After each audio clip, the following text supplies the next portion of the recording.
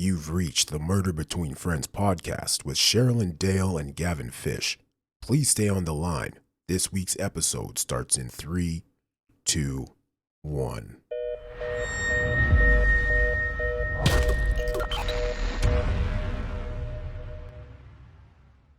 Hi, Danielle. Okay, so Hi. Thank you for coming on here, hey? Thank you for having me. maybe where we should start here. I have a lot. I have a lot of questions. So, Gavin, you spearhead where we're going to start, and I'm sure I'm going to have some as we go. Okay, so for people who are watching / listening, this is Danielle Wienckowski. I've known Danielle for a couple years now. I mean, it's been a minute, hasn't it, Danielle? Yeah, I feel like it's been longer than a couple of years. Yeah, maybe it has. I don't know, but Danielle's sister Amanda is the victim of a horrible crime. You can go to my channel and you can see all about it, but let's see. That's I'm actually going to kind of kinda- rush through I it, did- Danielle. I go want ahead. you to rush through. Yeah, I do want you to rush through it, Gavin. But I did kind of have that note that I wanted to talk about. I obviously want everybody to watch this episode right now. But if they're not familiar with Amanda's case, you have very easily digestible episodes. They're quick to listen to, give a lot of information. A lot of information quick. And you did 4 parts, right? 4 or 5. Oh, I did 98 parts. There's so many. I think there are 9. Down the road. I think there are 9. Oh shoot! Yeah. Okay. Yeah. Well, okay. So, but you have a file of it, right? On your. Yep. Wasn't there Yeah, 8 episodes or 9 episodes? Okay, perfect. I think there are so 9 I think episodes. Yeah. Yeah. So 9 after this, listening to this or before, however the audience wants to do it, go to Gavin's site. It is so well done. It's like a documentary, Gavin. You did such a good job with this. Well, You do with everything. thanks for the rah-rah. But listen, I want to Yeah. rah-rah Danielle here a little bit. She's going to be a little bit embarrassed. But one of the things that I really love about Danielle from the first time we first met, the first time we met was I went up to Buffalo, New York for a rally at her mom's house. And while the rally was happening, Danielle and I and an unnamed third party were kind of standing in the background chatting. Her sister, Amanda, and Danielle were kind of in the same boat. Do you think that's fair to say, Danielle, as far as what your life experience was at the time leading up to what happened to Amanda? Absolutely. Yeah. Well, as I was standing there talking with Danielle, I was like, dang it, had Amanda been given the opportunity, she would have come out of it the same way Danielle did. And I'm sitting, I think I might be 10 years older than you guys, but I had this swelling of paternal pride. Look at this woman. She's rad. She's come through. She's overcome. And that's why I love Danielle. She's awesome. So I'll stop embarrassing you very quickly. Amanda Wienckowski was 20 years old. She was, in a temporary living situation between the time her family moved away from the town she was living in to the time that her other sister was going to move into town and they were going to room. Amanda didn't want to leave town because she was starting college. And so for just a temporary time, she moved in with, I'm going to use air quotes here, a family friend, a guy named Adam Patterson. Adam was not a friend, but the family had known him a long time. He proved not to be a friend. But in those couple of weeks that Amanda was living with Adam, she disappeared. And it turns out that he was the last person to ever see her. And then 7 weeks later, her body was found thrown away into a garbage can in the Buffalo winter. She was completely frozen solid. She was naked when she was found. She was upside down in this garbage can, which was placed in kind of an alcove of a church. The building was built so that there was this little space in between wings of the church. Mm-hmm. But that little alcove was directly across the street from the house of the last place that anybody saw Amanda Wienckowski alive. Yeah. It was the home of Antoine Garner. Right. And that is what happened to Amanda. And from there, so I loved the way that you opened that in your episode where everyone goes, okay, so we kind of are getting the picture here. So she was murdered. And then you go, and her death was ruled an overdose. Correct. Yes. So I guess that's us setting the stage, Danielle, a little bit. Yeah. I don't know. What questions do you have, Sherrilyn? Oh, gosh, like so many. I just put you on the spot. You're like, okay. And you know me, like, I'll go like for days here. So, I guess first of all, like, I'm going into terms of just like the lifestyle, because I have very close family. I'm not sure if I should ask if they're, in a later episode, if they're comfortable for me saying who it is. Because I think that then it's just even more relatable. But a very close family member of mine was an addict.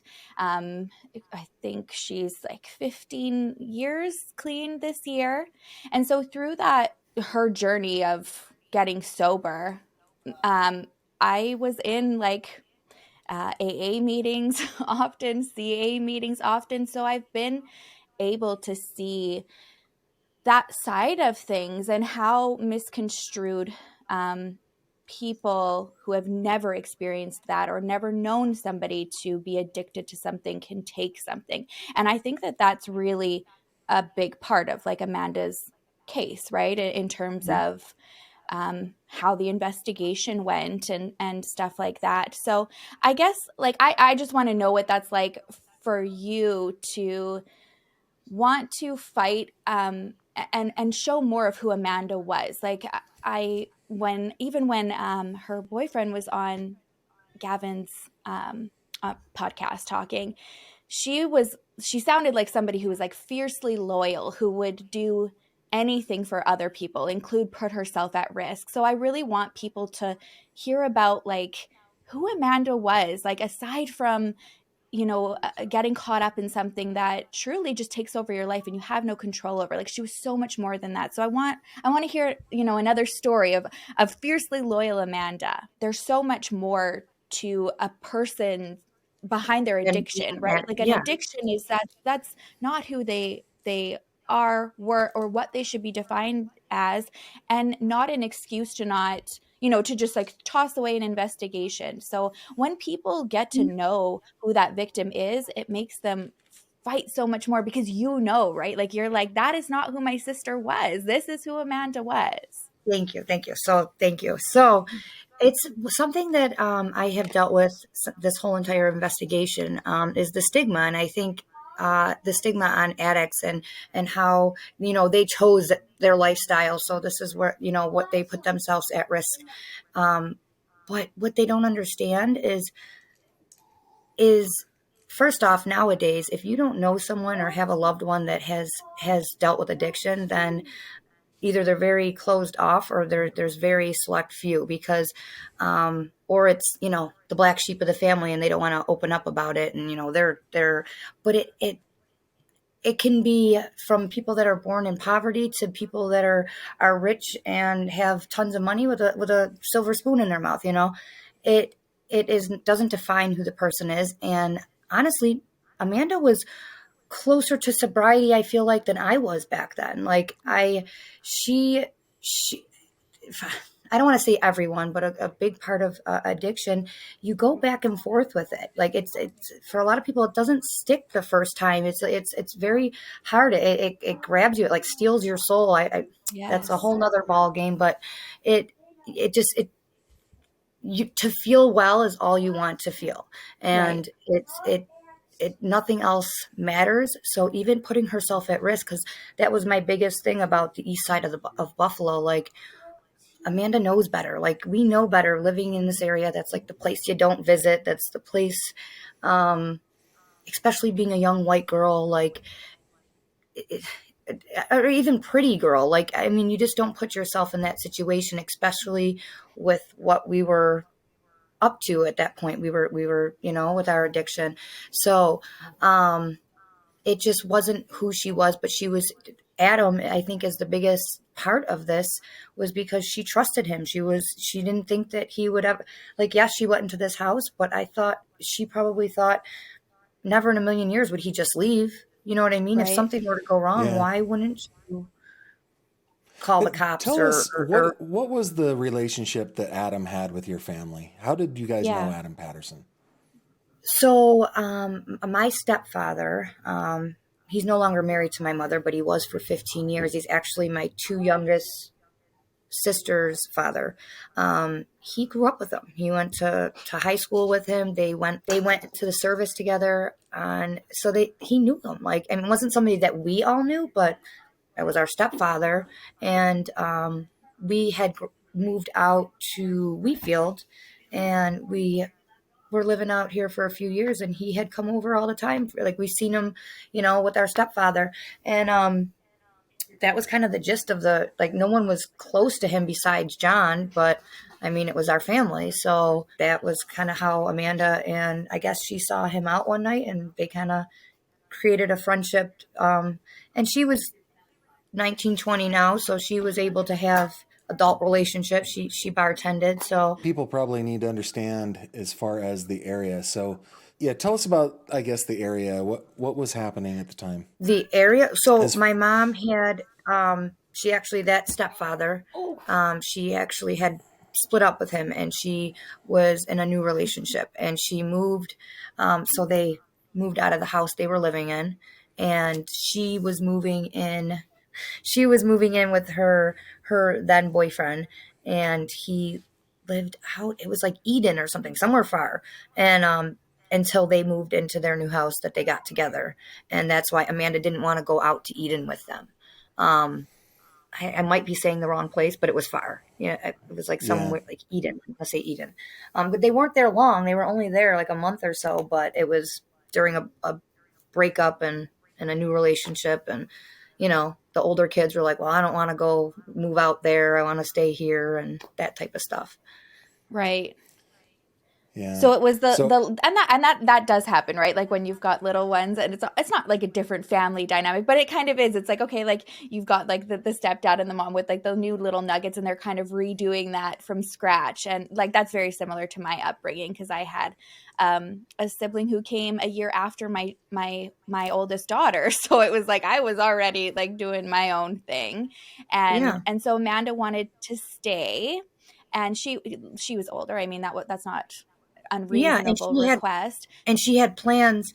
My oldest sister had lived in Vegas, and she was moving back, and they were getting a place together. So that was the whole, like, she knew Carolee was coming back within the next couple months, and they were going to get a place together. And that was her next move. So she was like, I only need, you know what I mean, a few weeks to a month, and I'll be moving in with Carolee. So her job was out here, school was out here, so she just didn't want to move an hour away and uproot everything Right. she had going on, especially with everything that had gone on. She Right. had come a long way when it comes to getting her sobriety under control. She before that, she couldn't hold a job. She had all her schoolwork in place. She had figured out the Suboxone clinic, which at that point back then was a very hard feat. Like, it wasn't like as simple as like going to addiction specialist now and being like, I need Suboxone or I need methadone or whatever the case may be. Back then, like, there was doctors getting arrested left and right for illegally prescribing them. You had to like jump through hoops. It was Oh, like, wow. oh yeah, you can get Suboxone, but it'll take you 8 weeks to get it. So like, in the meantime, people that were on addicted, they couldn't just wait 8 weeks. They would end Right. up Of passed out on the course. street. You know what Of I mean? course. Yeah. Yeah. Much So easier said than done. I mean, especially back then, and I don't think people realize the difference, like, nowadays to back then. Right. Like, it was not. It was a very hard feat to get a Suboxone doctor in row and like get it all going. Like, it was a hard thing to do. Right. well, and when we're talking back then, just to kind of set the time frame, Amanda went missing in December of 2008, and her body Right. was found in January of 2009. So we're talking, I can't do the math, 13, 14 years ago, right? Almost. Yeah, Right. Holy cow, Danielle. In 5 days, that will be the anniversary of Amanda going missing. December Yeah. 8th, right? Mm-hmm. Oh, December Yeah. holy 5th is crap. when I she didn't went even. missing. Fifth. Yeah. December 5th. So December So 5th. today's 2 days. Yep. Monday. 2 days. Yeah. Yeah. So when this How's your mom episode doing? airs, it'll have already gone. That was one of my questions. How are you guys doing? I This is a actually hard was just time of year for Leslie. it really is. She kind of, you can already see it like on her social media. Like she never stops posting, but like she gets back into like, I think it just brings her. I was just talking about it yesterday about her and like how she really has come a long way. I really want to give her that much, but for such a long time it completely changed the person she was. Like it really did. And I don't think she'll ever be the same, but this time of year is exceptionally hard for her cuz like I think she just relives every moment of it. You know what I mean? Like she just, and I think it gets in her head too that there's still, that her biggest thing is to get justice, and she's still not there. Well, that's one of the things that I think is maybe more important for those of us. Well, my mind is going faster than my mouth is able to do. Within the true crime community, Sherrilyn and I have talked about this a lot. It does feel like people are just after horrific stories a lot of times. They just want to be horrified by terrible stories. But you and Leslie and the rest of your giant family, I mean, this is a big family. You have to live with this. And now we're coming up on 14 years. How are some No. of the ways that, right? Isn't that like 2008 Yeah, to I was like, has it 2022? been that 2008 to 2023? It would be To 13, 14, 15, 15, four, 14? it'll Oh, be yeah, 14 2000, years. 2009. Yeah. Yeah. Yeah. So like Wow. what has changed, for example, in your mom? What's the difference between who she Yeah. was prior to this versus who she is now? Well, I do want to say, like I said, she has come a long way, but for a long time, I mean, she eats, sleep, and like breathe for all, all day long. It was Amanda.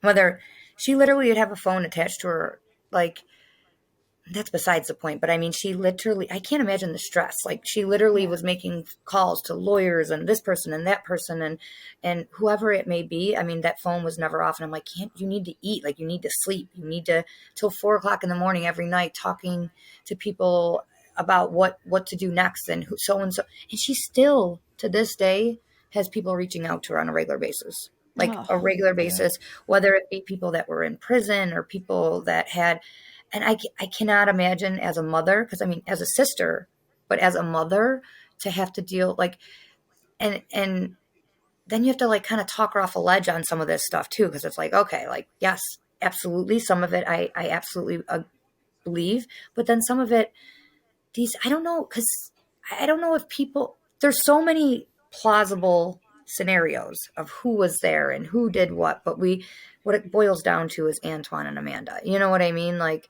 but yes. there's, Yeah. for so many years, you know how it went. Like the cops or the investigator, oh, he wasn't credible, or he can't tell us that happened, or just things that in any normal day scenario should be fine. And they would say that it wasn't good enough or it wasn't okay. You know what I mean? I mean, even stuff that we've done, like that's not, they don't call us back. They act like it's not a big deal when in any other scenario, that person should be in prison and charged with her murder, and it should have never been an accidental overdose to begin with. Just Right. like the whole thing. Well, I don't know. I'm going to talk in circles now. So, No, but it's absolutely true. This is the first case in a chain of several that I've looked into that where something horrible happened, and then for reasons that are unknown to me, that can't be explained with any level of rationality or logic, they just kind of sweep it under the rug. It's like a second victimization, right? Yeah. So 100%. Yeah. the very first thing I ever heard about Amanda Wienckowski was, oh, she's an addict, she was a prostitute. It was like just immediately, just in order to maybe marginalize her a little more, make me not care about her, or make me care about her less so that I won't work as hard.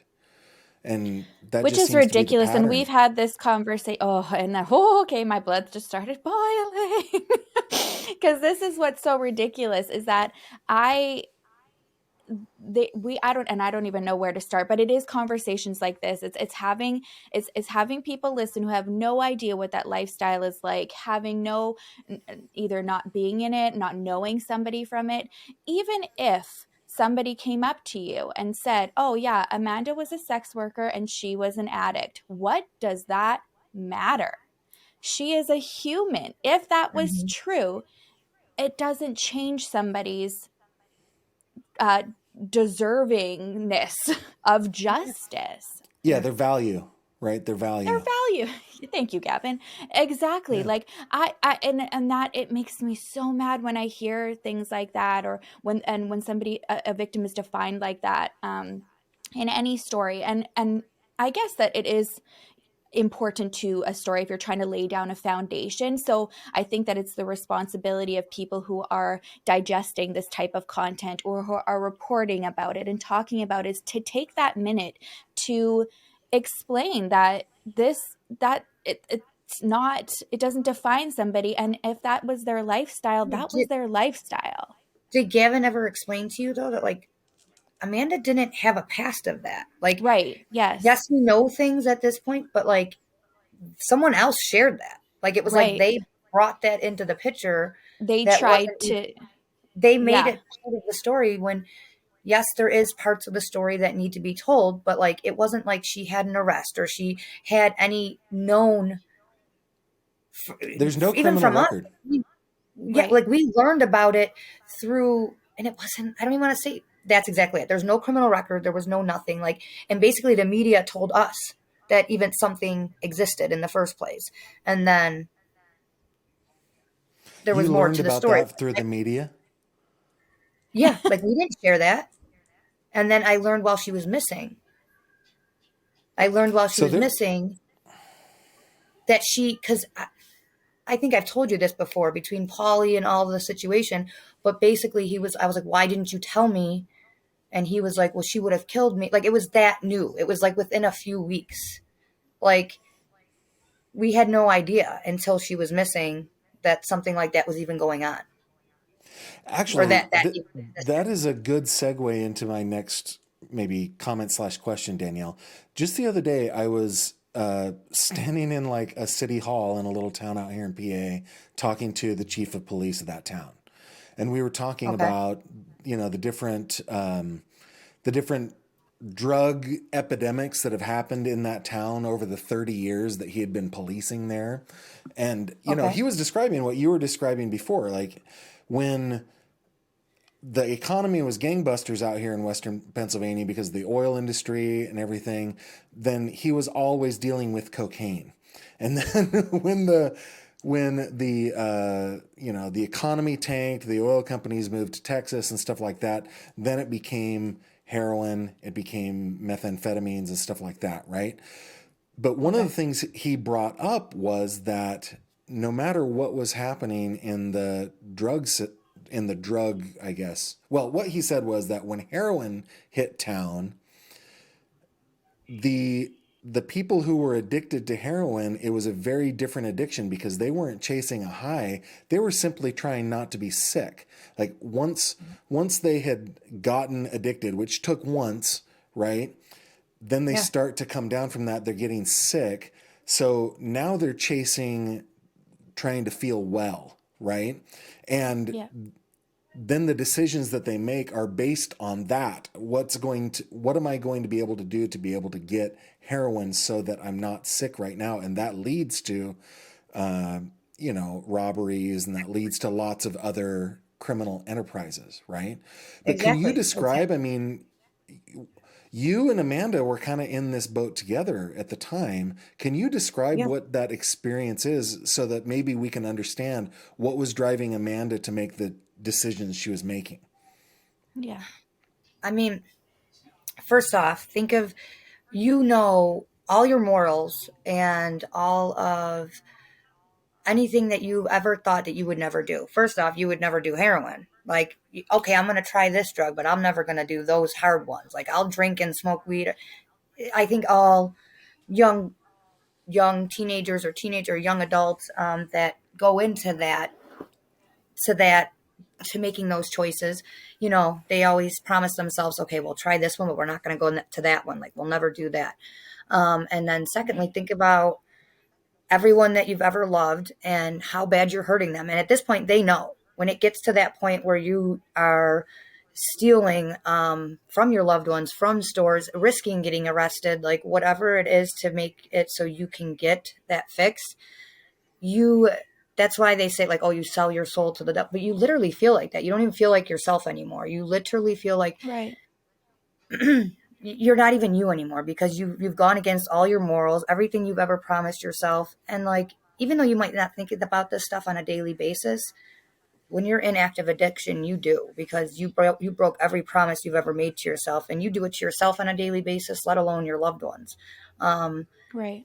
Nothing else matters. And as sad as that sounds, like, you just want to feel well, and you keep promising yourself, like, this is the last time, like next week, tomorrow, or next week, or once this money's gone, or whatever the case may be, like, I'm not doing it ever again. And then you're really all into it when you're okay, when you have your stuff and you're okay, you're like, all right, I'm done, I'm never doing it again. But as soon as that starts to creep in, even when you don't physically have stuff anymore or money, you can already physically start to get sick. It's so insane. Like, your mind is a Right. crazy thing, because you physically know what's coming. So like, you're like, oh my gosh, like, I need more now so I don't get to that point again. It's just, Right. it's been a long time since I've It's felt like a that. it's like a fight or flight, right? Like, it's like Yeah, a fight or I flight. Nobody wants to exactly. feel uncomfortable. Nobody wants to feel like no different than being sick, Like, we treat that. We But want to it's feel it's better. We do everything that we can. but it's I can't even explain it to a sickness, because like, I've had 12 years. October, I had 12 years sober. And Congratulations. thank you. And even now, thinking about it, like, I can get anxious. I could get anxious thinking and Right. talking about it. And I don't feel like that anymore. Like, every day, every year, every month, like, that's gone by, I've been fine. But I can feel myself, like, talking about it. Like, you can relive that. Like, it's a fight or flight. It's a trauma like that. I can't imagine Yes. ever going back to. But it's so much worse than some illness. Like, I don't want anyone to ever compare it to the flu. Yes, you get cold sweats and diarrhea and shaking and No, like no, yeah. chicken skin, and Yeah. you're literally not comfortable in your own skin. It's so much more than It's just fight like, or flight. You're trying to stay alive. Like, you're yeah, like, I do yeah, not want to go yeah. go Like, there. you, Yeah. you feel like you're going to Yeah. die. And like, I know that might be, but it's bad. And only people that have experienced Yeah. it can understand it. Like, it's just awful. Right. So Amanda's in the middle of this. Yeah, Go ahead. exactly. So Amanda yeah, that's exactly it. It'll make you do things like you said, I'll never do this. And then, like, once that Yeah. one threshold has kind of been crossed, there's like a little bit more leeway to cross the next one, right? Okay, well, I might be able to do it this way or go over here and I'm feeling a little bit more comfortable. And for her, it also plays into people that you're hanging around with and that she's trusting. So she's probably in that moment talking herself through it's okay because, Yeah. Yeah. you know, Like I said, Adam's yeah. here, right? Yeah. Yeah. What is the theory here? Like, what was there the connection between Adam and Antoine? What is this? Because there was a past where somebody had also brought someone to Antoine, correct? Who survived. But it sounds like that's what Amanda had gone through. Oh, yeah, Go you're ahead, talking Gavin. about Celeste. But it Yeah. wasn't Oh, Adam who brought. no, it was one of her friends. Maybe we talk about Antoine Garner here a little bit, okay? Yeah, I'd like Antoine to. Yeah. Garner lived on the east side of Buffalo. That kid, like, I hate to use the word or the phrase in fairness to him, but in fairness to him, he never had a shot. That guy was born into the hardest, most abusive place. It makes me like thank my lucky stars that I won somehow the lottery of loving parents, right? But Antoine Yeah. Garner, either because of who he was or how he was raised, was really a monster of a human being, a terrible human being. He had attacked sexually multiple women from the time he was in high school. Yeah, in He high school. He has, did it in the school. 16 years well, and old. as like a 14, 15-year-old boy, yeah, he was young and he was already giant, right? He was, what was he, 6'5"? I think he 300 eventually became, yeah, 350 big. pounds. The dude is huge, right? And he was from the time he Yeah. was a little kid. So he would throw around his weight, like literally and figuratively, and he would attack these women. And there is another woman, her name is Celeste. She has gone on the record, she's been happy to share her story, who was taken by one of her friends to Antoine Garner in what appears to be a setup. Like Antoine got him to bring her to him, after which she says he raped her and tried to kill her, and she was able to talk her way out of it. Wow. She was, I mean, man, talk about like, I don't know, like in the most difficult, darkest place that you can possibly be, and she had the mental fortitude to manipulate him well enough to be able to leave. It was amazing. Right. But what did she say to police? Is like, she reported this. What did she say to them? She goes, he's gonna do it again. Yes. And he's someone's gonna somebody. die. Right. And that was like, what, And a month? A month and a half before Amanda. Oh Yes. my Yes. gosh. It was in Like it's October. infuriating. Yep. Yeah. October was Celeste, and Now, Amanda was December 5th. So Yeah. what was the deal there, Gavin? Why was he never like, why was he on the streets? And that, well, go ahead, Gavin, you answer. No, I'd love to hear what you think, Danielle. I think that it's connections. There's no way. I mean, he literally pulled a gun on a cop at 16, and they got rid of that charge. They got rid of the charges of him attacking the girl and I don't even know if we're allowed to share this stuff, but him attacking the girl in high school in the locker room. No, we can. Oh yeah, it's you out are. there. Yeah. Yeah, it's out there. So Yeah, it's out I there. mean, he's had charges that just, how do you get that stuff to go away? You pull a gun on a cop and Right. that you're out to just freely go do what you please. You attack girls in your locker room and that just goes away. And I mean, I understand he was a kid at the time, but I don't understand how that stuff goes away. Then there was Celeste. Wasn't there another one? Tom. Tom, yeah. Do you remember well, him? that he ended up going to jail for robbing his house too, though. But Tom, he had so many charges. Well, yeah, but like, And but he was sexually abusing men and women. Antoine was. Yeah. So Goodness. like, in the case of Celeste, I think I think what Danielle said is correct. He does have some connection to a politically powerful family in Buffalo. And number two, Celeste, with all of her like hero level decisions and actions, did not want to go to the hospital. She did not do an examination, like a post-rape examination. But again, Celeste comes from the wrong side of town. Celeste is I an was just gonna addict. say, was this circumstantial again? Like, is it, okay, The well, we're police not go, going to do okay, this because well, you put you know, yourself in mess this with the bull, get your situation. horns. Oh my Yes. gosh. Like, Yeah. it's absolutely infuriating. Like, he should have and never even been out. exactly, he was Correct. even arrested for harassing and like menacing my mom. I don't even know, like Yeah. some kind of stuff with her. The burglary, even the rape that he went away for, like that stuff was old and like got pulled back in, and they were like trying to say, well, at least he's in jail for something. Like that's what they Oh, were for trying trying to to tell get my him. mom. Yeah. just Yeah. Well, ridiculous. they tried to So, tell her, And at on, least she's in jail for something. oh my yeah, God. And so he is in, I think, yeah, like, let's let everybody know if they're not familiar with the case. He is in jail now, he's in a but maximum not security for, prison right now. but not And he gets for, out this year, doesn't he? 2023? I think I 2023 is believe when so. his minimum sentence is. So right. depending And on then his he has to behavior, appeal that, right? Yeah, exactly. Which is terrifying though, because look at what he's already gotten away with. I mean, that's another thing to consider Even here.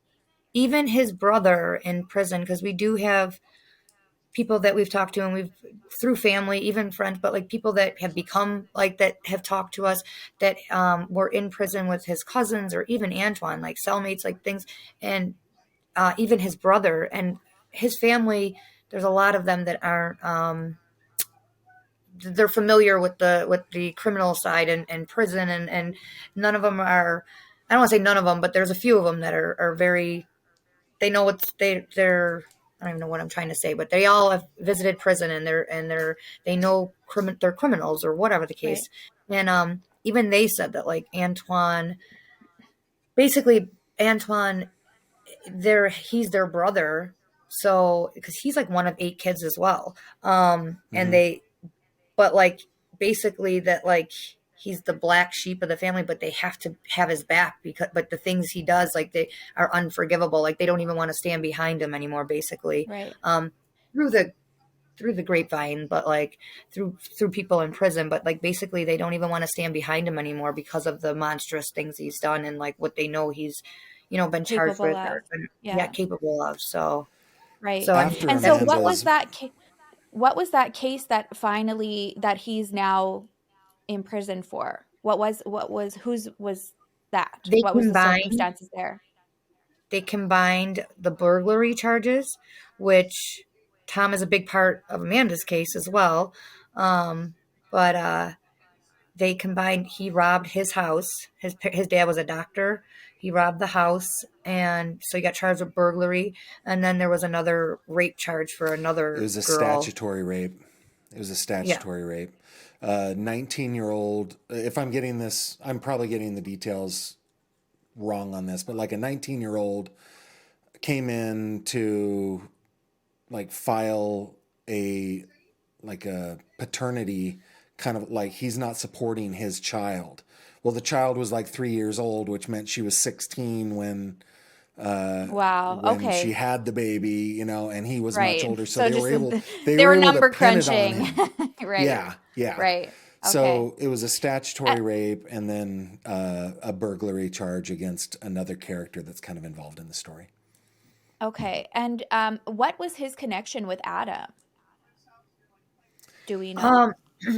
As far as we know, we don't know. Okay. But it's in the police reports, that, like, he's arguing with man. Antoine's arguing with man in street in the truck. I've always felt like it was Antoine yelling at Adam because it was the black truck, and telling him to get lost. And that's basically why Adam took off and never told anybody what was going on. And we didn't know till Sunday. I mean, he called me and said, Amanda never came home, but that didn't mean anything. Like, I don't know. The whole thing was weird. I don't know if you've ever watched, but it was just, he was like, oh, he called me and he was like, Amanda never came home tonight. And I'm like, okay. So I called her work, and they said she worked that day, and she was there earlier. So like, I called my mom, and I'm like, I don't know, I wouldn't worry about it. I said, maybe she's, maybe she went to her girlfriend's or her friend's house and she fell asleep. She was working earlier, so what kind of trouble could she have gotten in a couple hours, And Right. basically the next day, same thing. And I talked to friends of ours that saw her, and I also talked, and he said he saw her that morning. So I'm like, okay, she's really fine. He saw her that morning. Well, Sunday, Adam called me and he was like, I took her to get drugs and she never came back out. And I said, you what? And he's like, I took her to get drugs and she never came back out. I said, where? And he's like, and then he said, like, on the east side. I said, no, you didn't. Like, we don't have any dealers on the east side. You're lying. And that, it stemmed from there. And then I called my mom and she came here and she went over there and he had her purse. And that's basically where the story started, was from that Right. day, from that point forward. And she went to Antoine's house that night. And that was Okay, basically where it all began. let me tell you what I think happened as far as a Yeah. connection between. I don't think there really isn't a connection between Adam and Antoine. Now, and I will never do anything to purposefully upset Leslie, but this might be upsetting to Leslie a little bit here. But this is No, my I this want is to my hear it. You thought. don't think it was a drug dealer of his? Maybe? I don't think so, because see, what happened was Adam and Amanda, not too long before that, walked into a print magazine, like a newspaper in town, and they took out an adult services ad. Amanda did. And I don't have the papers right in front of me, but it was not like a few days or a week before all this happened. So that's Yep. getting back to the decisions that Amanda was making in order to not be sick and in order to try to bring her life together, she had at the very end, I think, decided I'll go ahead and I will take out this adult services ad, right? So Antoine called and texted Dude, the number I that apologize. was I in don't the want to cut ad. you off. Let me cut you off Yeah, just we're real gonna quick wait. before you finish. Yep. So I found that ad back when she went missing, and I found it through Polly. The cops did not find that. I found the ad, and Polly said Amanda told him the deal was that Adam and Amanda were splitting. We're splitting the profits. It was like a 50-50 thing. Yes.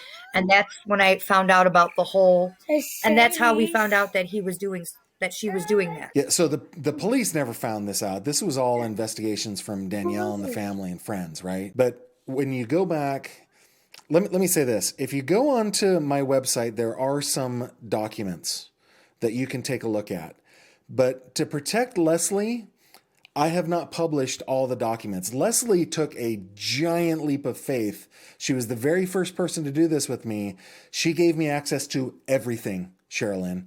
Everything, including the most disturbing stuff to her, like the autopsy photos and all that stuff, right? Right. So which I can't even imagine how hard that is. So my promise to her is to protect her feelings on this, so I don't put everything out. But I have everything. I have studied everything. I have the phone records, okay? Antoine started calling and texting that number. Right. I think that he was just like, I'm gonna get lucky, right? That's what I'm gonna do. He was calling in. He was luring in. He was luring in the way he had done with Celeste. So I don't think that Adam was some kind of like mule of women for him.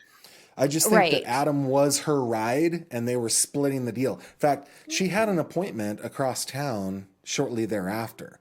So I think she was going there to get drugs. I think Antoine probably promised her those drugs. He probably didn't have them, but he probably promised those to her. Right. And then once she was in his clutches, man. There was no getting out of that.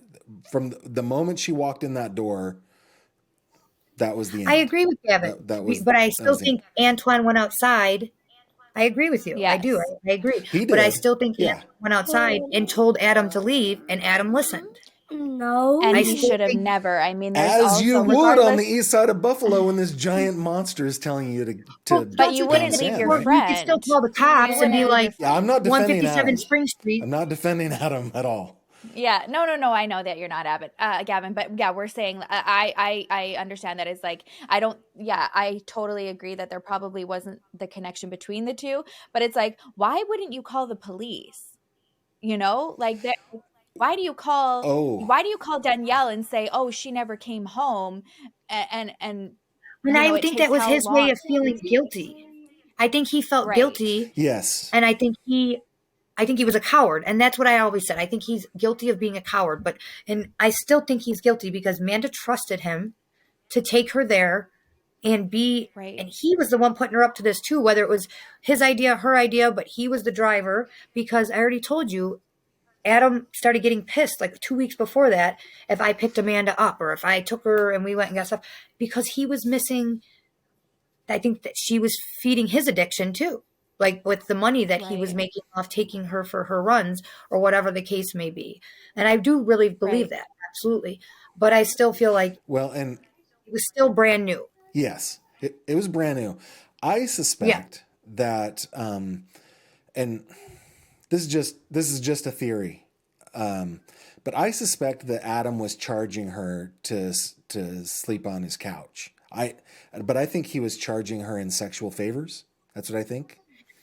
Well, and so Adam is not an innocent guy here. The reason he didn't call the police is because he's a criminal, right? He and a coward. Yeah. Yeah.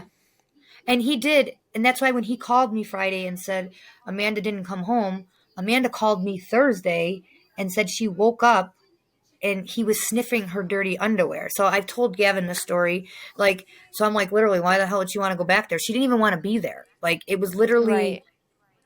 like she was trying to stay gone as much as possible. Like she would come to my house. She would go, Right. you know what I mean? She would sleep at her friend Polly. She would sleep at girlfriend's house. She would babysit at her girlfriend's house, like babysit her kids. So like she was trying not to go, that she didn't want that to be home. But Right. at the same time, and the day that she worked, that Friday when he picked her up and they went to Antoine's, that's a whole nother ball game too. She was at work. They said that she got a phone call and she was like arguing on the phone, like bickering with whoever she was with on the phone, like saying she didn't want to go or something. And then I guess he picked her up. And from what the witnesses say at the bar, that said that like she, like her demeanor completely changed. Like she was like annoyed, like pissed off that like she had to go with him or something. I don't know if Right. she didn't want to do this one or whatever the case may be, or maybe she just didn't want to. Who I knows? would assume no. It sounds like no. Maybe like maybe he was working the phone while she was at work and he's like, okay, we got to go here or whatever. And she's like, I don't want to go to that side of town. Absolutely not. And for whatever reason, he got upset. They got in an argument. And then, of course, she's never ever going to think that that's what she's walking into. Right. Yeah, yeah. I mean, she did like, I don't know, but yeah. So, and he picked her up from work, and that was the last time anybody saw her. Was at work Okay. a couple hours before. Well, besides Antoine's house, but he picked her up from work, took her to Antoine's, and that was the last time she was seen or heard of until her So body to was me, found. here's the question. This is the most important question. Who else was in the room inside that house when Amanda went inside? So when we look at DNA that was collected from Amanda's body, they compared it with a DNA sample from Adam Patterson. They compared it with a DNA sample from Antoine Garner. Their DNA was inside and on Amanda. Yeah, But the DNA of, I think, a total of 7? Is that what it is? I didn't know that there was You that know, many. I thought there was another male and another female. let me open this up while, because I've got the docs here. Let I me have a question stuff. while you're looking at that, Gavin, for Danielle. Yeah. So, there was an another independent autopsy done, right? And it was that one that was done after the initial one of saying, "Oh, this was an overdose."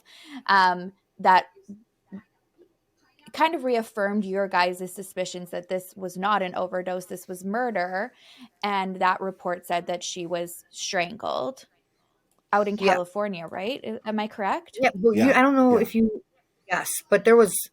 We became really close with Dr. Comparini, and they even almost tried to arrest her and arrest our attorneys and tried to block us from getting all the files. It took years and years for my mom to get the files and picture everything was with Oh her. my We gosh. still haven't found Amanda's organs. Her there's still organs missing. There's like her There heart's are. missing, her parts of her throat, her Yeah. tongue, like things that would help like prove and show things with what happened to her are still missing. And they So don't know we're where they still So are. here. We're still there. so check That this this is out. still missing. Check this out, Sherilyn. Check this out. So this case pisses Blood me off so boils. much. Yeah, I know. Like I'm like, As they are interring Amanda at the funeral, a person who I will not name comes up to Leslie and says, "You really should get a second autopsy." And he is a person of like the position he was in was she believed him. Okay, I'm going to do this, right? So what happens at autopsy, and I'm going to get a little graphic here, Danielle, I'm sorry, but is everything within the human body, all the organs are removed. We all know that, right? But when they're put back in so that the body can be sent to the funeral home and all that stuff, they're put inside a bag, like a red, biohazard bag, and put in back inside the body and then stitched up. Okay. So yeah. Leslie goes through this whole process and gets the body shipped out to California to Dr. Comparini. And when they open the bag, there are organs missing. Like Buffalo withheld them. And then what was it? 3 years of arguing back and forth before Yep. Buffalo's like, okay, well, yeah, we do. Okay, our bad. We do have them. No, we're not going to give them to you. And then more before they let Dr. Comparini come and look at the histological slides. They had to Like, be they there didn't- with her. They wouldn't let them leave the premises. Correct. And she Correct. wasn't allowed to have a helper. They had over, what was it? Like thousands, I don't know, hundreds and hundreds Yeah. of slides. And she had to do all the work herself. She wasn't, you know how you usually have like extra doctors helping you and like, especially Yeah. when you have a case of this stature and files of this Technicians. nature.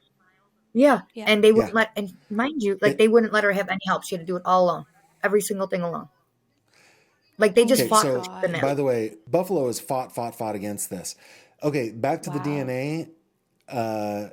Including Amanda's DNA, there were 4 men, 3 women, Okay, yep. one of which was Amanda, and 2 unknown but separate profiles. They just don't know what gender they were.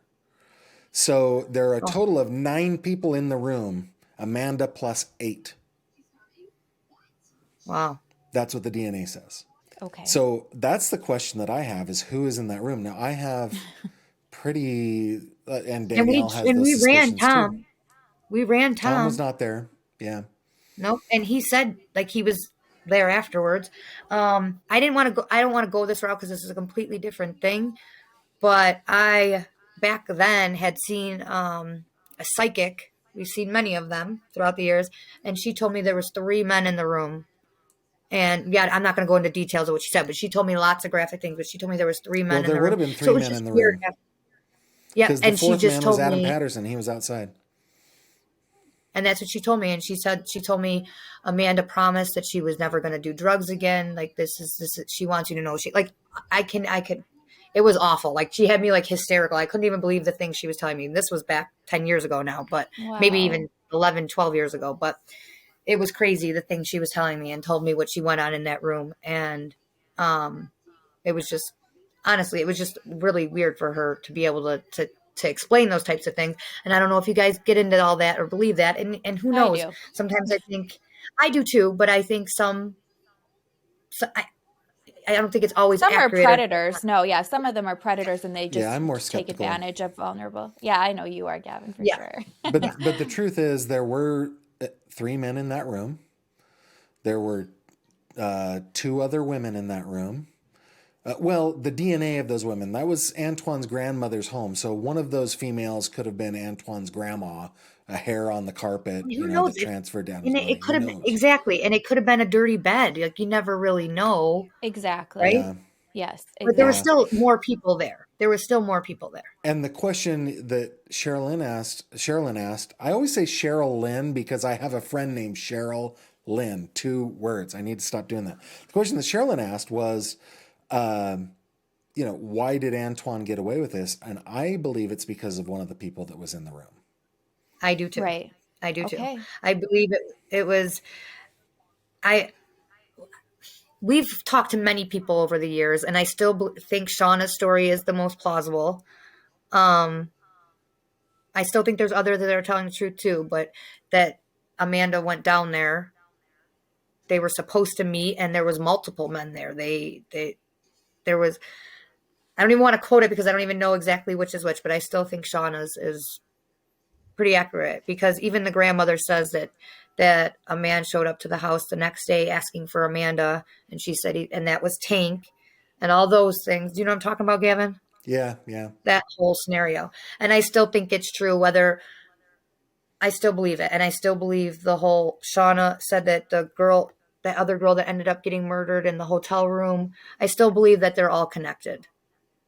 I really do. Yeah, it's the same circle of drugs and women, and let's just put it that way. I apologize. I don't want to say too much or say too little, but it was just basically a lot of things going on at that point where women were involved and drugs. And at that house, at Antoine's house, they would have women come over, lots of drugs, lots of people that. So this was known to happen there. So this, okay, that's okay. And then sometimes I think it was just I don't know. That's the thing.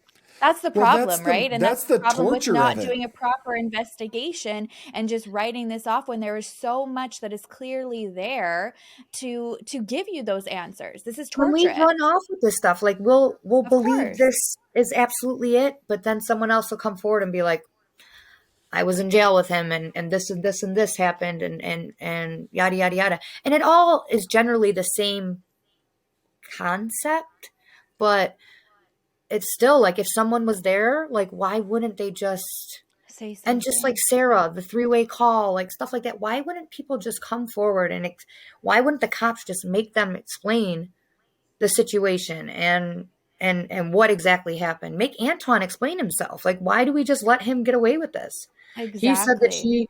he didn't know who she was. Then he went to, oh, I sold her drugs. Oh, then she was then she was a prostitute. Like he like ran with the media and just like they let him flip his story 14 times and that was just fine. And I don't know. And then they're like, oh, that's okay. But then when a witness comes forward, all of a sudden that person's unreliable because of their Yep. lifestyle. But he's Yep. okay to change his story, Yep. 10 times. It's infuriating. So, um, where, so we've got Amanda's Army, right? Like that website for anybody who's wanting to follow Amanda's case and like how things are going.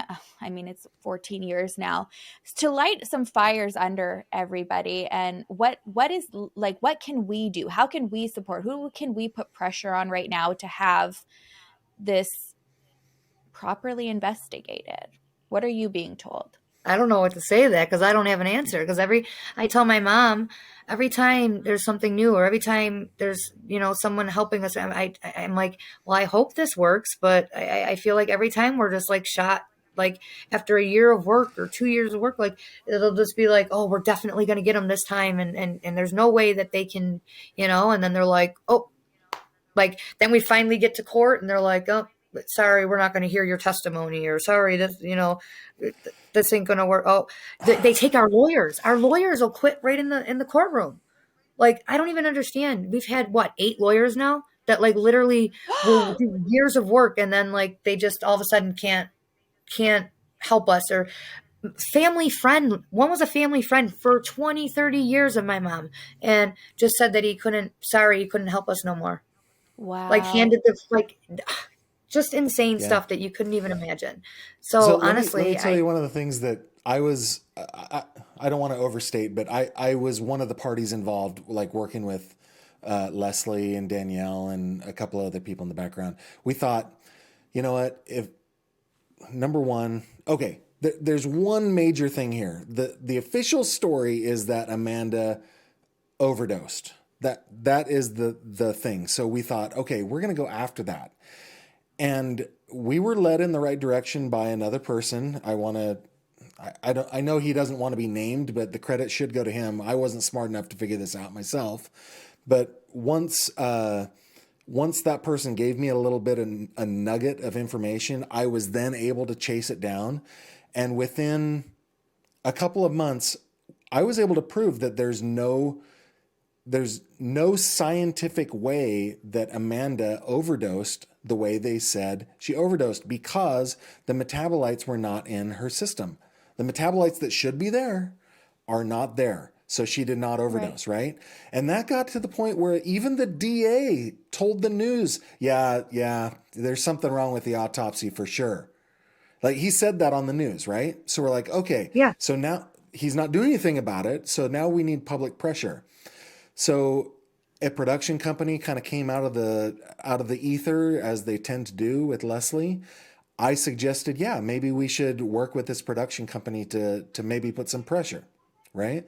So we put some pressure. Well, the production company puts us in touch with a lawyer who is able to do the work pro bono to sue, kind of the way the Greenbergs are, to sue to try to force the medical examiner's office in Buffalo to change the manner of death from accident to homicide, right?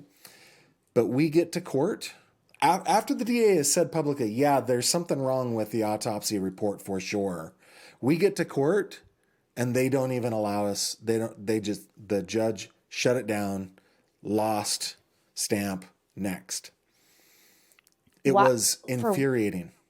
The system is broken up there. The system is broken. What they said happened to Amanda, we have proven did not happen to Amanda. It couldn't have happened to Amanda, right?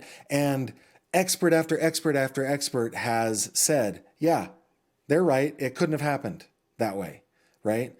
The DA then goes, yeah, there's something wrong with the autopsy, as in, they're right. It couldn't have happened that way. Get to court. Sorry, you don't have standing. Goodbye. Ridiculous. Like Ridiculous. I And they just don't even have even in the words beginning, to they compute. started with a pending death certificate.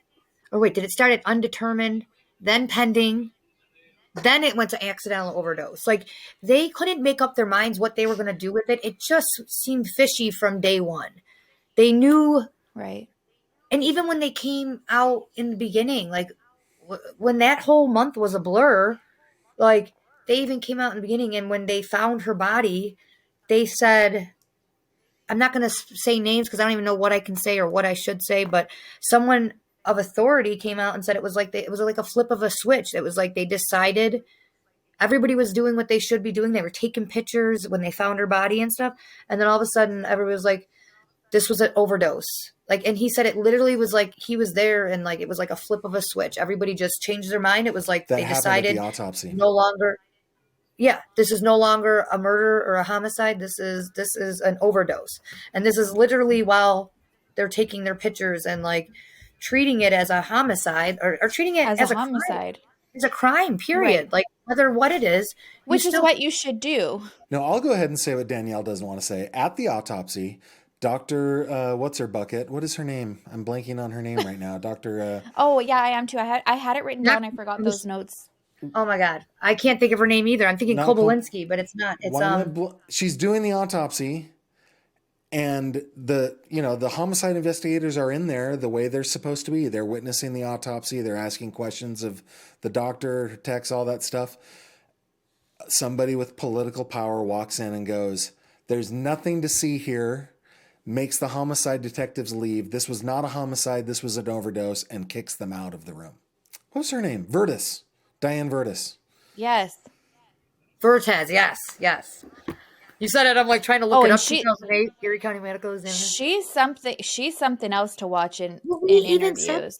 we even said to her back then, we were like, there was like bruises all over her body. I was with Amanda on a regular basis. Like, even back then during those first like few weeks when everything was such a blur, we were like, it's obvious that this wasn't an overdose. Like, you know what I mean? And she was like, she had like a big like bruises on her arms and stuff. And she was like, and I don't even exactly remember, but she was like, yeah, but with people with that live her lifestyle. And I'm like, what? She walks into walls? Like I was with her the day before. Like, she did not that you can't have a bump or a bruise, but like, there's one other dimension to this, and that is the marks on her face. So yeah, Sherrilyn, when you look at the autopsy photos, Amanda is bruised, and they're all like new. She's like beat, right? And they she even has have a bruises on picture. her neck. And they have a picture of the so there bruises is on a her bruise neck. on her neck, yeah. Right. A handprint. And then you can see there's a picture that was obviously accidentally sent to us after those years of fighting in the pictures, because they only sent us like no pictures at first, and then it took the 3 years to get the rest of the pictures. And there's the medical technicians like standing back, and they're literally pointing at her neck. Like, showing at it. Like, pointing at her neck, like, look at this. Like, look how awful this is. Like, whatever. I know I'm putting those words in your mouth. And then in the report, No, it's not in the report. Like, there's a photo of them going, holy crap, look at all those bruises on her neck. And then nothing in the report. Wow. I mean, you know how the Elmquists, Sherrilyn, will say, if our son really did commit suicide, we'll accept that. Yeah. I feel that same. I kind of came into Amanda's Yes, I would love to case think she did her stuff in way. Yep. Right. Yeah. Like, okay, let's see if she did overdose. And then it's just like time after time after time. Like, no, she did not overdose. No, she did not overdose. And they know she didn't overdose.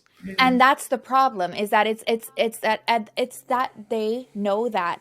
And even if it's this, I don't know what, I need to come up with a word for it, because it's this word of this like entitlement pride factor that these investigators and specialists, the medical examiners have, where they cannot, some can do a really great job at admitting error, but then it's like others can't. And why is that? Is it because there's this corruption going on? Is it because they can't, like because they were told to say this is how this all went down? Like, I don't understand how when you've got another, examiner, another doctor, professional in your field saying she was strangled. There was Like multiple doctors. There was right, ENTs, like there was toxicologists. There was so many doctors that said that like this doesn't add up. Like there was right. there was two. The one ENT said like there's no way that she could have survived the crushed hyoid bone.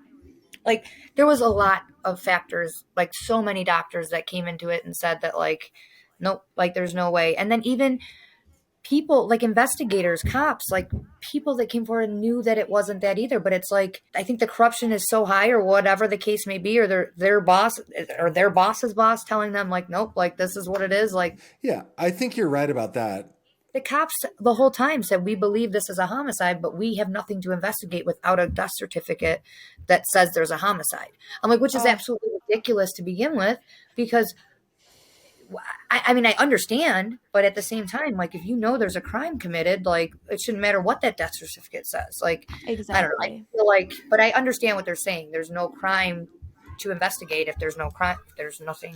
You know what I mean? I've talked to the couple of the investigators from the Buffalo PD, and Yeah. the ones that I have spoken to have taken it seriously. They do believe Amanda was killed, but the case won't go anywhere because there's power above them that won't let it go. So, and then Yeah. even like, do you remember a little over a year ago, I would say, the cop who was the one who found Amanda's body came up to your mom I was at the there. rally? Yeah. Yeah, I was there. Like he was Yeah. sincere, right? He was like, Yeah. he was sincere. Yeah, absolutely. I'll never forget it. Like, cause I was standing there and when like he turned around and like they like, and he like introduced himself. And even that day too, like when he introduced himself and they both looked at each other and they both knew, like they kind of like locked eyes and he was like, I am so. And she was like, who's like, I don't know who that is. You know what I mean? He was like, and then I think he explained who he was, and his name, I don't know if his name changed or Duffy. whatever the case may be, but Yeah. the woman that was there that worked for Channel 2 was now working at City Hall. And she was like my mom. She did the interview with Antoine back in 2009 and was like literally my mom and her were like every day together, like going on interviews and like talking every day. And she even said that basically they offered her a job, but it was like they kind of tried to hush her up because she was the one that was Kind of talking for us. was, Like it was her voice, it yeah. was her, you know what I mean? Like, and I think they do that with a lot of the people that are on our side. Even our first attorney, like he was literally at family birthday parties, and then all of a sudden he could no longer help our family. I don't know. I just feel like they know they're there's they know where to get in and how to stop people and like basically tell them like we'll take.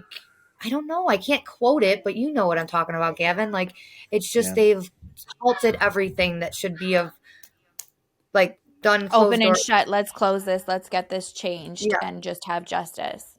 Yeah. Danielle, thank you for giving Yes. us an hour and 15 minutes of your time. Yes. And You've I'm got a sorry if house this is awful. full We of needed awesome to. kiddos. Yes. And I love it. I personally love it being a mom. And I think that a lot of people are going to Me relate too. to it because this is, like this is your real life. This is literally what we want people to know and what we want to see. And this is how your everyday life is going. And you're a Okay. mama and you're still out here fighting for your sister, fighting for justice. Yeah. So I think it's Thank real. you. Thank you. Yeah. Thank you. And Thanks thank for you for joining having me. us. Thank you so Thank you, much. And I Danielle. will talk to you Yes. soon.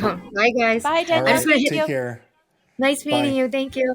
Oh, that case is blood boiling. Okay, well, I feel terrible because I thought this is my bad too. I didn't go onto my computer to see like I can access playlists a lot easier. So I thought I was like done and good on like Oh, episode 5 or 6. don't even worry about that at all. Yeah.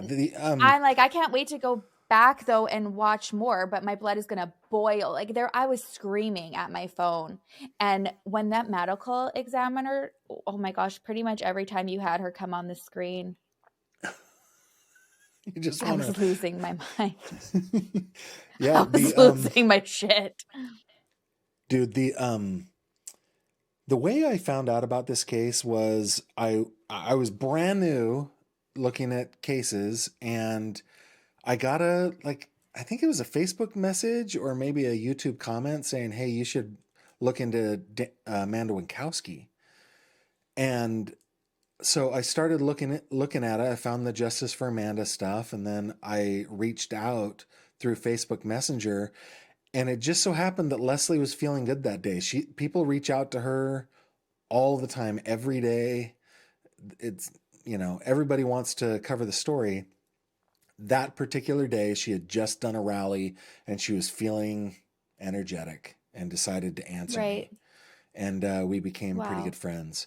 The kind of sad thing about, like, it kind of feels like I dropped the case, but what happened was we got involved with a production company, and they were developing a streaming show that was going to be multiple episodes, and they were going to feature Amanda's case. And we all signed contracts to work on this show. And when my contract came due, I just didn't feel like they were what happened was they really wanted more out of me.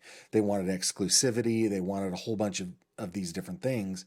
And I went, no, I don't want you to own me, especially if you're not paying me, because I'm doing a lot of work for you. Right. And anyway. Yeah. Yeah. Leslie is still under contract through March with them.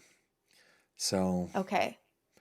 either something will happen and the show will go, which is kind of what I'm hoping, and they'll get a whole bunch of attention on the case, or if the contract expires, then I'll hop back on the case and try to keep helping. Right, that's fair. The people at the production company are awesome people. They're like, okay, they're great.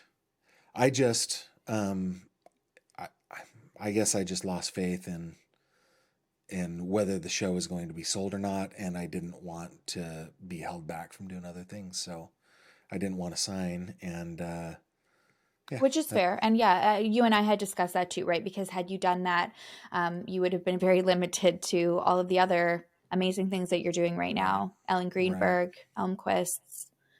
So I'm hoping that they knock the ball out of the park, and there's like a documentary series on Netflix or something about Amanda Wienckowski. But if that doesn't end up happening, then I'm hopping back on that case.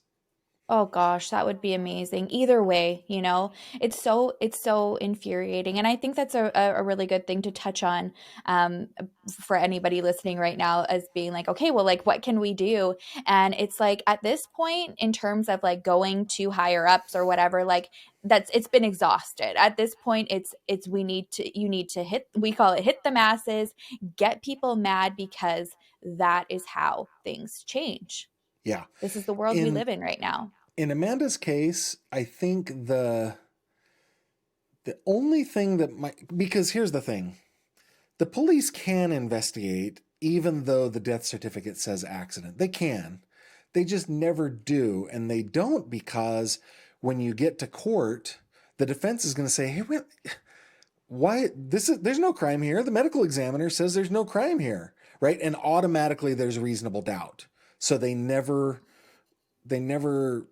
finish investigating. They never, continue to, or they never prosecute. So I think they still need to, actually, I'm sorry. There's something. I love when these thoughts come to you. I changed my stance. I was like, what's up, Kevin? There is something that needs to be done. I was going to say the only thing that needs to happen right now is the DA. There needs to be a new DA. Right. But there's something else that we could all do. Okay. Yes, I was searching through actually, I shouldn't take credit for this. It was another person, again, brought to my attention a photograph of Amanda in the second autopsy, a picture of her face. And on her face, there are 2 bruises that are they're like this on her face. And I couldn't see them on the first autopsy. right? So I go back to the first autopsy and I zoom in really close, and they are there. It's just that over the time difference between when the first autopsy happened and the second autopsy happened, they became more visible, right? But they are there in the first autopsy. And Sherrilyn, the person who noticed them said, to me, that looks like a stun gun mark. I was just going to say like a taser, like what? Correct. What is that? So Okay. I like did a very non-forensic thing. I went to Amazon and I found a picture of a stun gun, like the most common one, the one that was their recommendation. Then I got So I'm so sorry. You can get this on Amazon? you can get a stun gun on it. It's not the kind that shoots. It's like a handheld Can you thing. imagine if somebody went through your Google history? Right. Oh, it's ugly. It's ugly. No.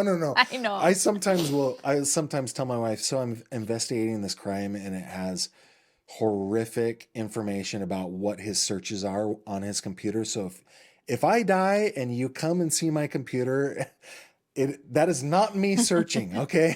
that is me investigating that guy.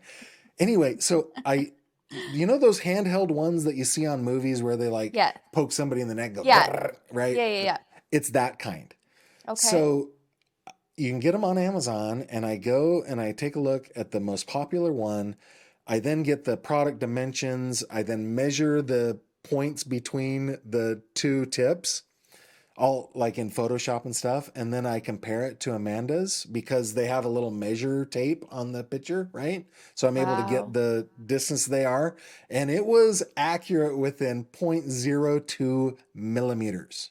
Wow. It was like bang. So I believe that she was hit with a stun gun. So if you can prove that she was hit with a stun gun, then the whole idea that she overdosed just completely goes out the window. I mean, it does anyway because of the toxicology. So what the family would like to do is to raise money to exhume her a second time and do a second autopsy.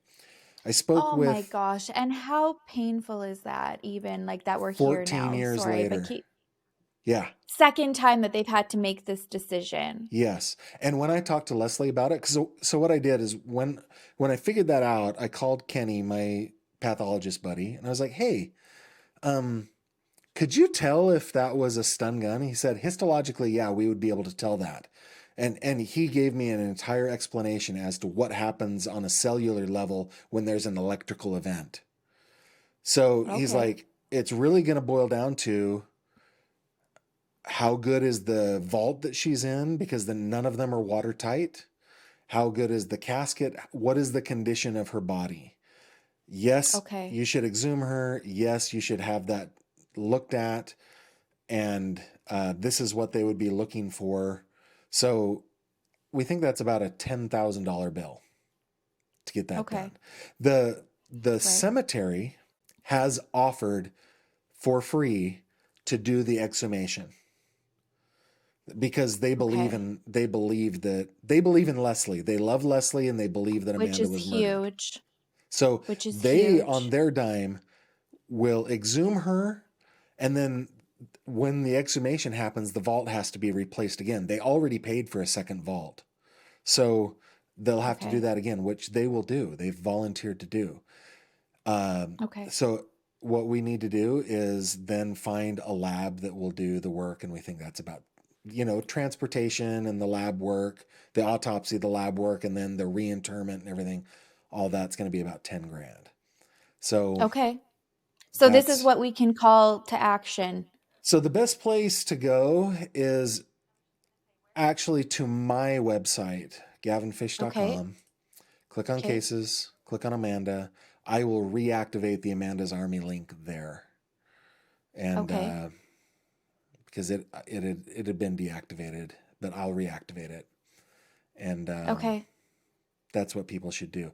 The Amanda's Army link, basically what you're doing is you're signing up to receive an email at the time that Leslie says, okay, we need to start raising money. So, so we're not asking anybody for money right now. Just join Amanda's Army and say, yes, I will look out for an email from Leslie when it's time to go. And then we will Oh, need and I people's love that. dollars. Yeah. Right. Which I think is really, really, just says something in itself that they're taking their time, like not time, but like making sure it's serious. Like we're ready to go. We're not just like reaching out, like to be like, join now, Yeah. give now. We don't really know what we're going to do. We don't have and I think Right. that's really important for people to have that transparency and know what they're helping for, when this is happening, what steps they are. And it makes people feel really involved and, like that they're doing something to help, and that transparency is really important. So that's really cool that the family is willing to kind of invite everybody in on this really painful journey. It's an infuriating one. And it was one that I kind of got my heart really set on because after Leslie gave me access to everything, she then was like, hey, we have a bunch of old computers that might have other stuff on them, but we don't know how to get it. So I went up to Buffalo and I retrieved a bunch of their old computers and then just methodically went through everything. And I found old family photos. I found old videos. I found all this stuff. So it's like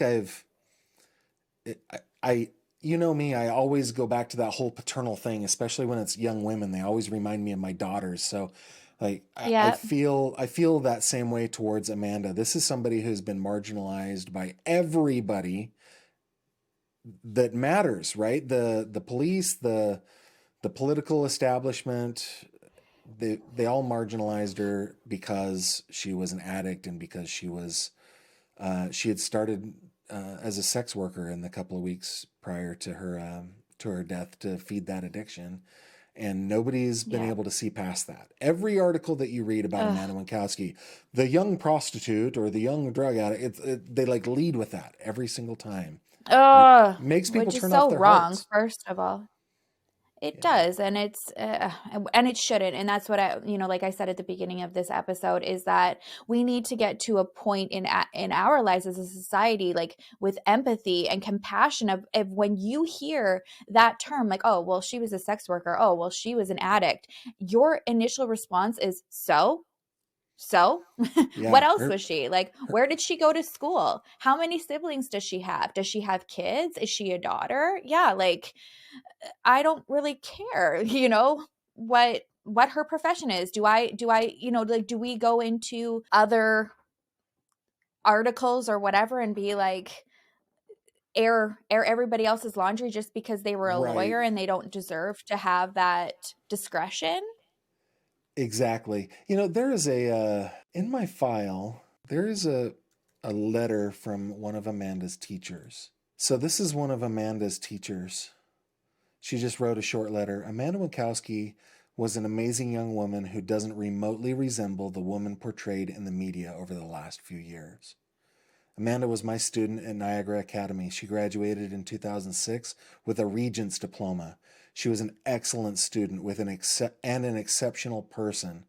No matter what personal traits or trials Amanda was facing, she always made the effort to be in school and produce quality academic work. She was intelligent and hardworking, but she was so much more than that. Here at Academy, we tell the story that Amanda was the only attractive girl to ever come into program who didn't have issues with other girls. The other girls couldn't be jealous of or angry with Amanda because she was just too nice.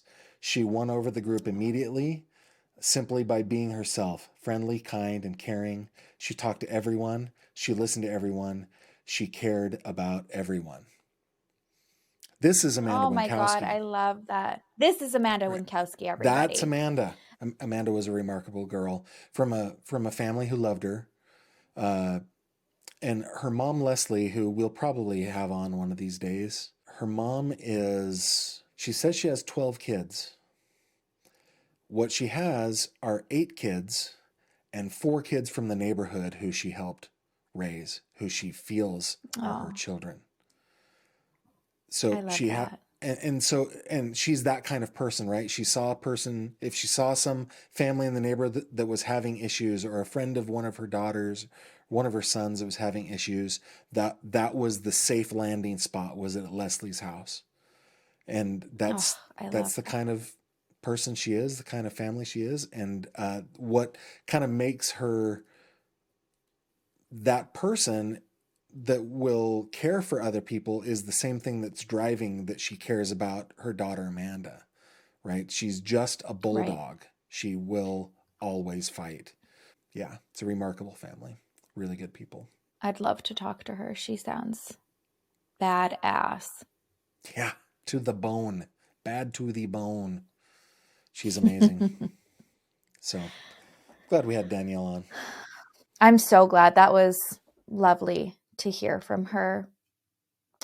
And like you said too, I got the same feeling that when you first talked about Danielle and Amanda to me and brought their story up and asked, if we should have her on, and the way you explained it is almost like looking into what Amanda could have become, right? And what she was robbed of, like Yeah. of having the little nuggets who are sitting on the screen, Yep. their little eye poking into the corner and playing and hearing those laughs, and how that was taken from her, and she never got that opportunity to change, to make a change of a portion of her life, because I do want to keep reiterating this was not who Amanda was. She was trying to avoid the sickness. Yep. And like, that's something that I don't understand. I can't empathize with it because I've never experienced it. But I think Yeah. Danielle And explained I it just want, beautifully. she explained it perfectly. Yeah. And I do want to mention, in terms of like me, bringing up like what we do, like when we're trying to like feel better, like we all don't like the feeling of discomfort, whether, like we've hurt ourselves or we're sick or whatever. So we're looking for ways to like, to help that, amplify that by like, you're literally thinking that you're going to die. Yeah. Yeah. So I don't think that any of us have ever been there unless we've physically been there. We almost died because we were almost dead doing something for whatever, Yeah. or we've been in addiction. And unless you have been there, you don't know. So it's like taking the most uncomfortable you've ever been in your life and living that day to day and trying to figure out how you can just not feel that. Yeah, and she was about to start at a Suboxone clinic. She was about to start college, and the very first time I talked with Danielle, she shared the story of how she decided to get clean. And I like, they all decide to get clean, but it's way easier said than done, right? But how she got Right. clean was Exactly. because of children, her children, right? Right. There would have been something in Amanda's life that got, if she hadn't been successful with the Suboxone clinic and going to school and moving in with her sister, Carol Lee, who really loved her, cared for her, if that hadn't worked, something else would have. It would have been like Yeah. Danielle. There would have been something that worked, Yeah. and she would have gone back to being Amanda, right? She would have. Right. Yeah, it's Right. a. Gosh dang it. It's heartbreaking. And then and then what's more heartbreaking is that that's, because of this portion of her life, it's who she's defined as now, when media wants to talk about it, or, like, or the medical examiner, and she's, like you said, re-victimized. Over and over again. Every time somebody says Mm-hmm. the addict and prostitute who blah blah blah blah blah, every time somebody says something like that or writes it, it happens all over again. And Ugh. Leslie hears that, and Danielle hears that, and Carol Lee hears Exactly. that. All of them hear Exactly. it. Yeah, we need some changes. Yeah. And we need to change, like, because I still find myself like I've been through this experience with Amanda's family. The very first time in my life that I've known a family that's been affected by addiction. I mean, well, like Danielle said, they're probably all around me, but this was the first time that, like, there it is, and I'm facing it head on, right? And Right. even with all of that experience, 2 years of that, hanging out with the Wienckowskis, it's a little bit more, because it was November that I reached out to her 2 years ago. Like, I interviewed a guy here in my town who is in and out of the county jail all the time, and it all has to do with crimes that he commits because he's a heroin addict. So he's trying to not use, but he's using, and he's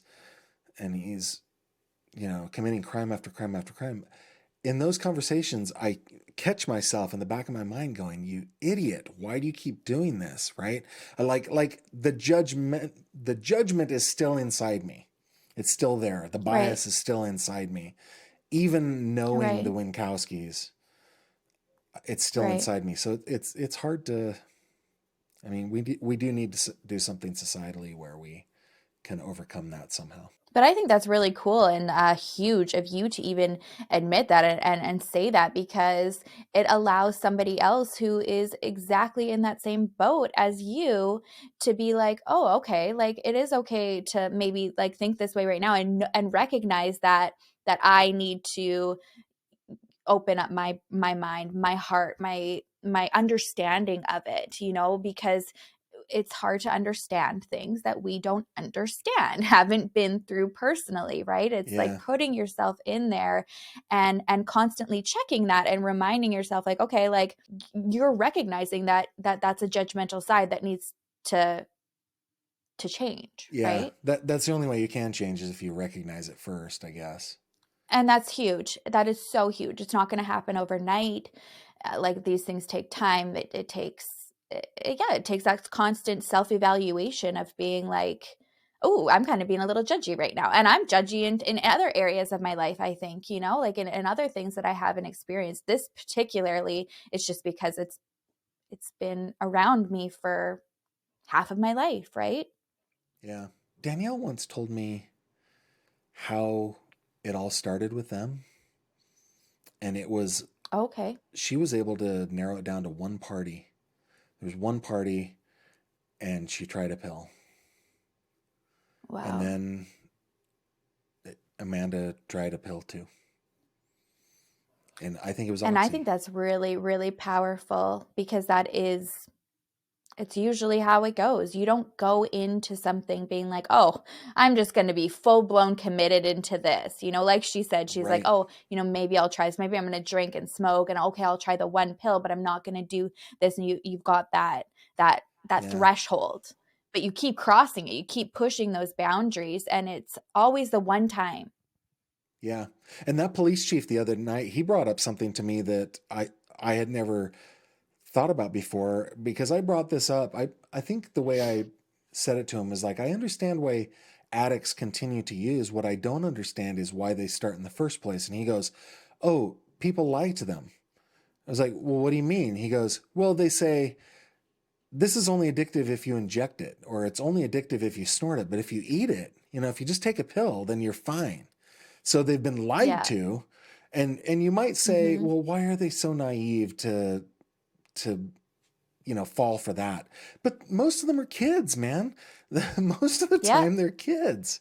So it's that one time. Yeah, you don't really have a lot of situations where somebody's just walking into a party at 55 years old and being like, I gotta try this, right? Like it's situational, it's experimenting, it's pushing that rebellion, and not in every case, but I in often ones that I've heard, that is kind of how it starts. Or like they've been it's all, and a lot of it is a trust factor too, into like other people, like you're saying, like it's like, oh, or it's not addicting, or just have one or whatever, it's not going to do anything to you, just one time. And it's even more dangerous now. I mean, sorry, I keep going back, but that conversation with that police chief, he was telling me about, they find presses all the time. And I was like, what are presses? He's like, pill presses. So they will put extremely dangerous pills into innocuous looking little things. So a kid might think that they're taking something they shouldn't take anyway, but maybe like a Xanax or something like that. But it ends up being... Oh, and it's got fentanyl in it. And they die. Yeah. So I've had those I know it's conversations with awful. my kids like, I can't believe I have to have this conversation, but I feel like I have to. It was just a couple of Mm-hmm. weeks ago. I sat down with our oldest daughter and her boyfriend, and then our next two oldest came in, and I was like, hey, listen, guys, I don't think that you would ever purposefully go out and just do drugs. I just don't think that you're that way. But if you ever are tempted, let me tell you what is happening right now. Like these Yeah. these because it's been on the news like for the last year. I read a book. What was the name of that book? Oh, I can't remember the name of the book. I'll think of it. But described the whole chain of where the chemicals come from. Chemicals are manufactured in China. They're shipped to Mexico. And now cartels they don't even need like hide in the jungle. They're in warehouses and office complexes having these labs building designer drugs exactly the way they want to design them. And they turn them into pills that look fun, stuff like that. Like, but you don't know what's in it. Please never experiment. Please stay safe.